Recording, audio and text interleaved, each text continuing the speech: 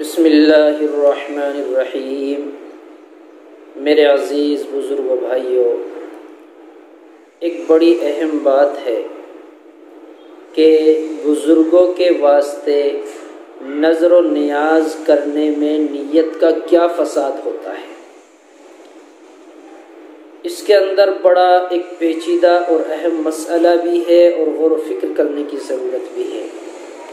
کسی بزرگ یا پیر کے ساتھ یہ اعتقاد کرنا، دل میں یہ خیال کرنا، یہ سوچنا کہ ہمارے سب حال کی ان کو ہر وقت خبر رہتی ہے، جو ہم کر رہے ہیں، جہاں جا رہے ہیں، کیا کھا رہے ہیں، کیا کر رہے ہیں، ان سب باتوں کی بزرگوں کو خبر رہتی ہے۔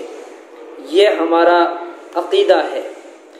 نجومی پنڈت سے غیب کی باتیں دریافت کرنا یا جس پر جن چڑھا ہو اس سے غیب کی خبریں پوچھنا، کسی پر جن آ رہا ہے اس سے غیب کی خبریں پوچھنا یا فال کھلوانا، پھر اس کو یقینی سمجھنا، یا کسی کو دور سے پکارنا اور یہ سمجھنا کہ اس کو خبر ہو گئی۔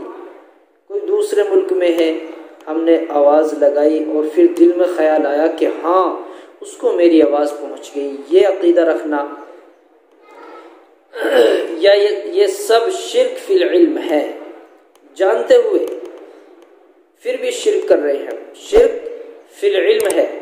اسی طرح کسی سے مرادیں مانگنا یا روزی اور اولاد مانگنا، کسی کے نام کا روزہ رکھنا، اسی طرح کسی کو سجدہ کرنا، کسی کے نام کا جانور چھوڑنا، یہ چڑھاوا، کسی کے نام پر چڑھاوا چڑھانا، کسی کے نام کی منت ماننا، کسی کی قبر یا مکان کا طواف کرنا، گھومنا، چکر لگانا، کسی کے نام پر جانور ذبح کرنا، جن بھوت پریت وغیرہ کے چھوڑ دینے کے لیے ان کی بھینٹ دینا، بکرا وغیرہ ذبح کرنا، بچے جینے کے لیے اس کے نار کا پوجنا، کوئی آگ ہے یا کوئی اور اللہ بلا ہے یا کسی طرح کا کوئی اور فعل بتا دے اس کو پوجنا، کسی کی دہائی دینا، یہ سب شرک اور کفر کی باتیں ہیں۔